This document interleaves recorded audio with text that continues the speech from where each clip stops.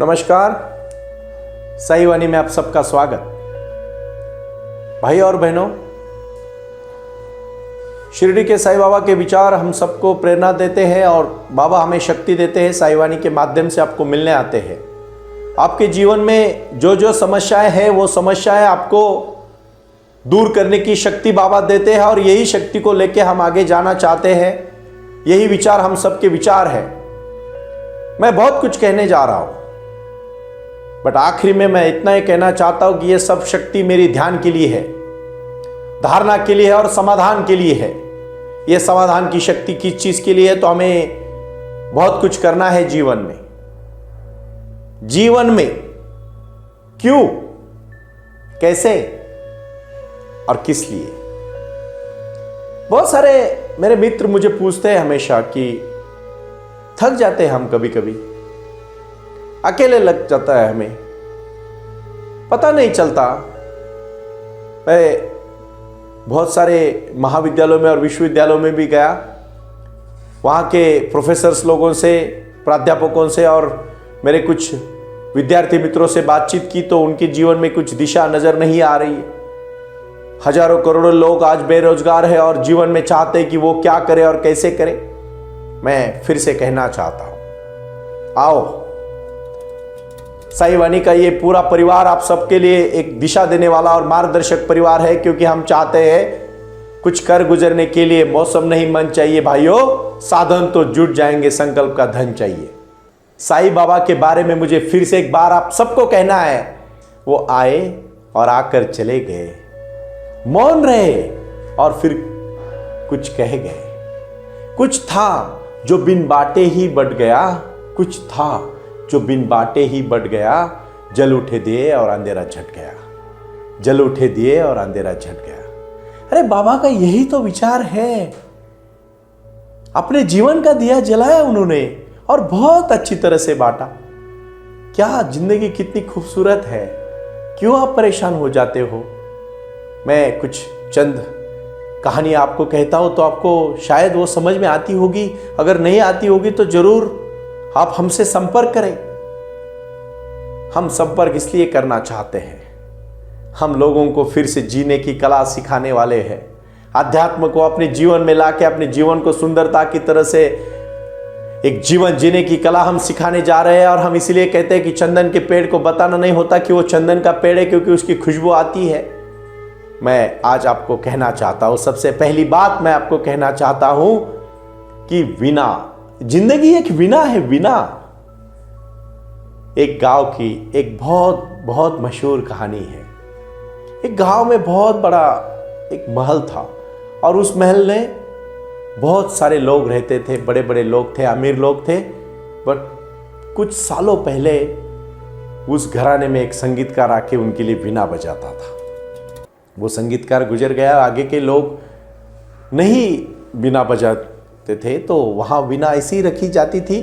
वहाँ कोई बिल्ली आती थी तो सब वो बिल्ली जैसे वो वीणा के ऊपर से जाती थी, इधर उधर से छलांग मारती थी, तो वीणा का आवाज़ होता था तो सबकी नींद उड़ जाती थी कभी रात में। तो उन्होंने सोचा ये वीणा अभी किस काम की है, कोई नहीं बजा रहा है इसको, ये तो ऐसे ही घर में पड़ी है और इसका क्या फ़ायदा, इसलिए वो उठा के अपने कचरे के डब्बे में फेंक देते हैं। वहां से एक भिखारी आदमी गुजरता है और जैसे वो गुजरता है तो उसकी नजर वीणा की तरफ जाती है और वो कहता है, अरे ये तो वीणा है। था भिखारी बट उसको वीणा बजाना आता था। वो वीणा को अपने हाथ में लेता है और वही एक जगह पे बैठ के वीणा बजाना शुरू करता है। बहुत सुंदर आवाज आती है वीणा की। लोग आजू बाजू के इकट्ठा होते, घर वाले भी ऊपर से देखते हैं कि नीचे कौन वीणा बजा रहा है, जो हमने सुबह सुबह फेंकी है।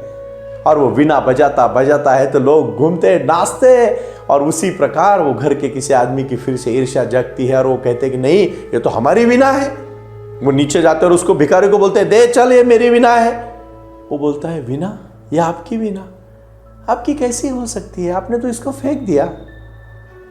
वीणा उसी की है भाइयों जो बजा सके। वीणा उसी की है जो बजा सके। जीवन उसी का है वो जी सके।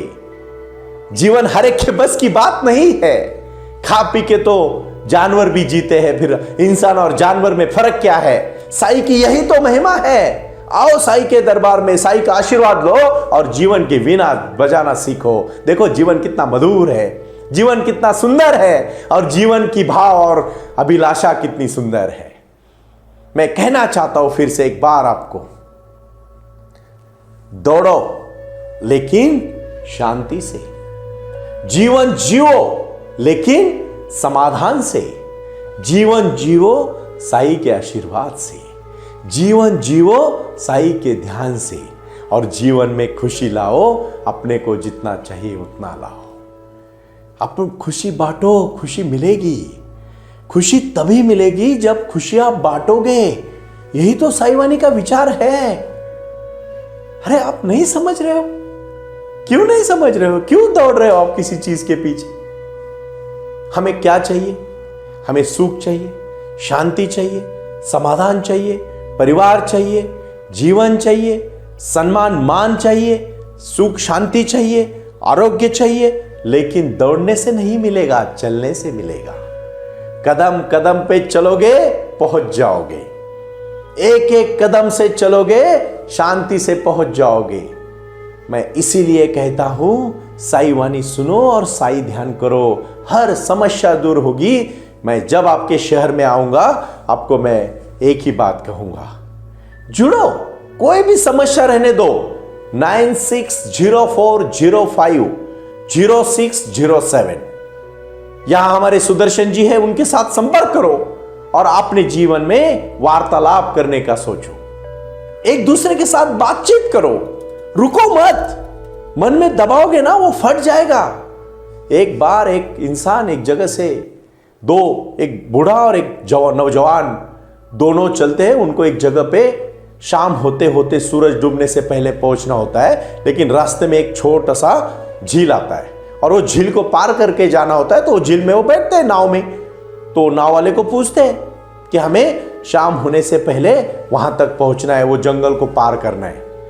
वो नाव वाला बहुत बुजुर्ग आदमी होता है, तजुर्बे वाला होता है। वो कहता है जरूर पहुंचोगे, लेकिन मेरी एक आपको विनती है, आप शांति से चलना, आराम से चलते चलते जाना, शाम होते तक आप पहुंच जाओगे। बूढ़ा आदमी तो बोलता है और उसकी तरफ हंस के बोलता है हाँ मैं समझ गया। लेकिन नौजवान होता है, वो तो जोशीला होता है, गलत काम कर से पैसा कमाएंगे, नाम कमाएंगे, शोहरत कमाएंगे, एक रातों रात फेमस हो जाएंगे। उसको तो ऐसी ही पड़ी है ना पहुंचने की। उसी प्रकार अरे ये तो क्या गलत बोल रहा है, शांति से पहुंचूंगा तो कैसे पहुंचूंगा मैं शांति से पहुंच नहीं सकता। मुझे अभी इसके लिए क्या करना पड़ेगा? जोर जोर से जाना पड़ेगा, रफ्तार से जाना पड़ेगा। और वैसे ही होता है, जैसे ही झील से वो नाव से उतरते हैं, जवान आदमी जोर से भागने लगता है और जैसे ही वो जोर से भागने लगता है उसी प्रकार उसका कार्य शुरू होता है। वो भागते भागते भागते भागते एक जगह पे जाके गिर जाता है। तो बूढ़ा आदमी शांति से चलता है, रास्ता जो बताया उसी रास्ते पे चलता है। सत्य का मार्ग, समाधान का मार्ग, निश्चित ध्येय का मार्ग, जीवन में कष्ट का मार्ग और अपने परिवार के साथ खुशी से रहने का मार्ग, वो चल के वही जीवन का मार्ग में बता रहा हूं। और वो चलते चलते जो साईं का मार्ग है, जो साईं का संदेश है, जो साईं का विचार है, वो मैं कह रहा हूं। और फिर उसी से वो चलना शुरू कर देता है। जैसे ही चलना शुरू कर देता है वो आखिरी तक उसको देखता है। उसका नौजवान युवक तो वहां गिरा रहता है, लेकिन उसका पैर टूटा रहता है और ये बूढ़ा होता है, उसको उठा के नहीं लेके जा सकता है। लेकिन 2 मिनट वहां रुक के वो रोने लगता है कि मैंने कहा था तुझे, जल्दबाजी मत कर भाई, जीवन में भी ये मत कर, कोई हड़बड़ी नहीं है। तू मरेगा ना तो तुझे 3.5 हाथ फूटी जगह लगेगी जलाने के लिए, दफनाने के लिए। तुझे ज्यादा नहीं चाहिए, तू क्यों इतना भाग रहा है? कहां पहुंचना है तुझे? तेरा नाम रहेगा ना तो तुझे काम करना पड़ेगा, लेकिन सत मार्ग से। बस इतना ही कहना चाहता हूं। वही किया ना वो लड़के ने, भागा और गिरा। वो बूढ़ा आदमी शांति से चलता रहा और जैसे ही चलता रहा आखिर तक उसको प्रणाम किया उसने और आगे चलता गया। जैसे अंधेरा होने के पहले वहां जानवर आ गए और उस लड़के को खा गए, लड़का मर गया। लेकिन सूरज डूबने से पहले वो बूढ़ा आदमी वहां पहुंच गया, क्योंकि उसको बताया था किसी ने कि तुम जरूर पहुंचोगे, लेकिन शांति से चलना। यही तो जीवन का मार्ग है। यही तो मैं कहना चाहता हूं कि साईं का आशीर्वाद लेके सत्य के मार्ग से चलो। मैं यहां कोई आपको नाउम्मीद नहीं कर रहा हूं, लेकिन बहुत सारे नौजवान और नवयुवतियों को देखता हूं तो उनको बहुत बड़े बड़े सपने हैं, लेकिन मार्ग अच्छे नहीं है। और जब मार्ग अच्छे नहीं ना, तब कहीं नहीं पहुंचोगे। यह दावा करता हूं मैं आपसे। साईं वाणी यही तो आपको सिखाने आ रही है। मैं राजा के दरबार में की कहानी क्यों बताता रहता हूं आपको? वीणा वादक ने हमें क्या बताया और जीवन में हमें कौन कौन सी कहानियां हैं, ये हमारे जीवन की कहानियां हैं, किसी दूसरे की जीवन की नहीं। ये कहानियां इतनी सटीक है आपके लिए कि आप जीवन में बहुत कुछ कर सकते हैं आप बहुत कुछ। लेकिन इसलिए मैं फिर से कहना चाहता हूं आपको, आप उठो और जीवन में क्रांति करो। साईं वाणी को सुनो। साईं वाणी को सुनोगे, जीवन में बदलाव लाओगे। हर एक बंदे को मैं कहना चाहता हूं, और अपने को जहां आप रुके हो ना, वहीं से अपना जीवन शुरू करो, पहुंच जाओगे आप। दुखी क्यों होते हो?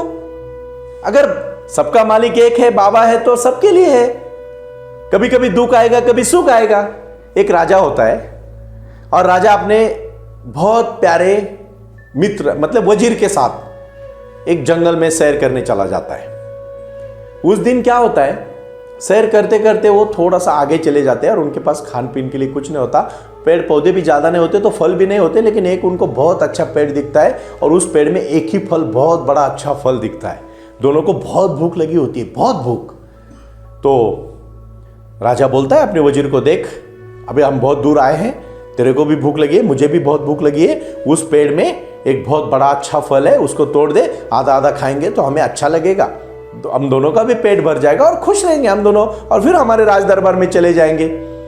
तो वजीर बोलता है जी महाराज, और वो फल को तोड़ता है। तोड़ के उसको धोता है अच्छी तरह से और उसको 4 इसमें बांट देता है। अब 4 इसमें टुकड़े करने के बाद वो बोलता है कि पहले मैं चखना चाहता हूं। राजा का बहुत प्यार होता है अपने वजीर के ऊपर। बोलता है कोई बात नहीं, आप पहले खा लो। और वो वजीर अपना फल खाने लगता है। पहली जो एक खाने के बाद जो 4 भाग उसके किए, उसका पहला भाग खाने के बाद उसको खुशी मिलती है। वो बोलता है मैं और एक खाऊं। राजा बोलता है कोई बात नहीं, तो और एक खा। दूसरी भी खा लेता है। भूखे दोनों भी हैं, ठीक से सुनो। उसी प्रकार तीसरे फल भाग खाने को लगता है। उसको लगता है कि तीसरी भी चीज जो भाग उसका किया है वो भी मैं खा लूं। तीसरा भी खाने लगता है, और जो चौथा टुकड़ा खाने के पहले राजा उससे हाथ से छीन लेता है और बोलता है हद हुई भाई, तुझे मैं प्यार से बोल रहा हूं और तू इतना, मुझे भी भूख लगी, मेरा भी थोड़ा सोच। तू तीनों भी खा लिया, 3 टुकड़े तूने खा लिए, चौथा मेरे लिए तो रख, इतना तो ईमानदारी तेरे पास होनी चाहिए। और राजा चौथा जो टुकड़ा है वो मुंह में डालता है और तुरंत मुंह से बाहर थूक देता है। अरे इतना कड़वा फल तू खा कैसे रहा है? तो वजीर नम्रता के साथ कहता है महाराज, आपने आज तक मुझे मेरे जीवन में इतना सुख दिया, इतना प्यार दिया, इतना अच्छे अच्छे फल दिए। अगर आज पहली बार कोई कड़वे फल मेरे सामने आ रहे हैं तो मैं उसको ना क्यों कहूं? जीवन में भी यही है ना। देखो ना, 84 लाख यूनिवर्स से हमारा जन्म हुआ, उसमें से हम मानव जन्म में आए, मानवता को बुद्धि मिली, हमें घर मिला, माँ बाप मिले, संस्कार मिले। कितने सारे लोग हैं हमारे पास नहीं है इसीलिए दुखी है। जो है उसका कभी सोचा है आपने? जिसके पास एक घर है वो दुखी है, उसको 2 घर चाहिए। अरे जिसके पास घर ही नहीं उसको देखो ना क्या है। जिसके पास माँ बाप है उसको उनकी परवाह नहीं है। जिनको माँ बाप नहीं उनको पूछो माँ बाप की क्या अहमियत होती है, क्या वैल्यू होती है। क्यों सोच रहे हो ये सब बातें? जो है उसमें समाधान करो। लेकिन भाई और बहनों, जैसे कड़वा फल वजीर ने खाया ना, तो राजा ने पूछा पागल तू इतना क्यों खा रहा है? तो राजा के लिए वजीर ने बोला महाराज, आपने जो हमें इतना सुख दिया है, तो आज एक बार कड़वा फल मिला तो मैं आपको नाम क्यों रखूं? उसी प्रकार है जीवन के बारे में भाई और बहनों। इसीलिए तुलसीदास कहते हैं काम क्रोध मद लोभ जी, काम क्रोध मद लोभ जी, जो लो मन में खान, तो लो पंडित मूर्खो तुलसी एक समान। जीवन में सुख दुख शांति समाधान इसका तो एक मिलाप है। यहां मेरी माता भगिनी कभी सुनती होगी तो उनको पता होगा कि अच्छी सब्जी बनाने के लिए हर एक चीज चाहिए। उसी प्रकार तुलसीदास जी ने बहुत साहित्य रचा है और मैं तुलसीदास जी का बहुत बड़ा भक्त हूं। तो मैं कबीरदास जी, तुलसीदास जी, प्रेमचंद जी और मेरे पूरे परम मित्र को मैं महाराष्ट्र से हूं। शिरडी के बाबा की वाणी से, बाबा की भूमि से मैं बहुत प्रेरित हूं और मैं अहमदनगर जिले से कार्य करते हुए पूरे विश्व में कार्य करते समय और विश्व में सभी लोगों से, मेरे भाइयों से जुड़ते समय मैं एक बाबा का आशीर्वाद लेके आप सबके सामने आ रहा हूं।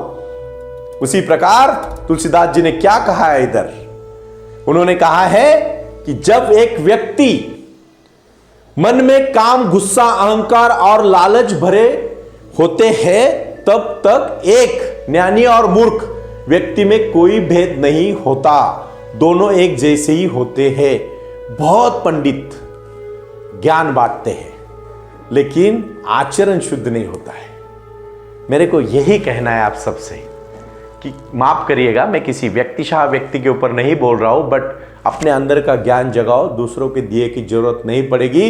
इसलिए गौतम बुद्ध ने कहा है आप दीप भव, अपना दिया जलाओ, दूसरों के दिए की जरूरत नहीं पड़ेगी। इसीलिए मैं फिर से कहना चाहता हूं, साईं वाणी का आज का वचन है आप दीप भव, अपना दिया जलाओ, दूसरों के दिए की जरूरत नहीं पड़ेगी। यानी अपने जीवन में अगर खुशियां लानी है तो हमें यही संस्कार करने पड़ेंगे। शायद आपको फिर से मैं कहना चाहता हूं, वीणा बजाओ मतलब जीवन जीना सीखो, वही आपका जीवन है।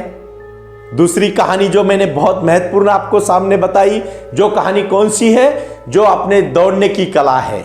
दौड़ो, पहुंचो, लेकिन शांति से पहुंचो, पहुंच जाओगे। हड़बड़ी करोगे कहीं नहीं पहुंचोगे। मैं कितने सारे नौजवान देखता हूं, मैं वकालत करता हूं हाई कोर्ट में, आपको मैं थोड़ा निजी बोलना पसंद करूंगा। तो जितने भी मैंने क्राइम के लोग देखे सब 19 से लेके 35 साल के अंदर के हैं। कम समय में, कम उम्र में गलत रास्ते पे जाते हैं वो। 70 साल का गुनहगार बहुत कम देखा है मैंने। ये वाणी सिर्फ बूढ़ों के लिए, बुजुर्गों के लिए नहीं है। ये वाणी मेरे प्यारे बच्चों के लिए है, मेरे माता भगिनियों के लिए है, मेरे सब नौजवान भारत की शक्ति के, भारत को महासत्ता बनाने के लिए है।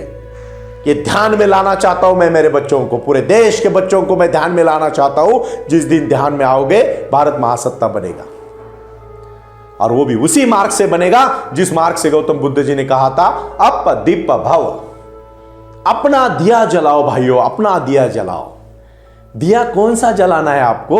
अपने विचारों का दिया जलाना है, ध्यान का दिया जलाना है, कर्म का दिया जलाना है। और इसीलिए साईं कहते हैं अंधेरा झटेगा, अंधेरा जरूर झटेगा, क्योंकि ज्ञान का दिया जलेगा। और ज्ञान का दिया मतलब होता है, कबीरदास ने आखिरी में कहा है कि दया धर्म का मूल है, पाप मूल अभिमान है।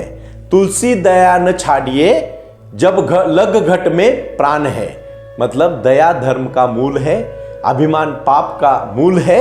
हमें कभी भी दया भाव को नहीं छोड़ना चाहिए और अभिमान से बचना चाहिए। यही आज का संदेश है। ओम साई राम, प्रणाम।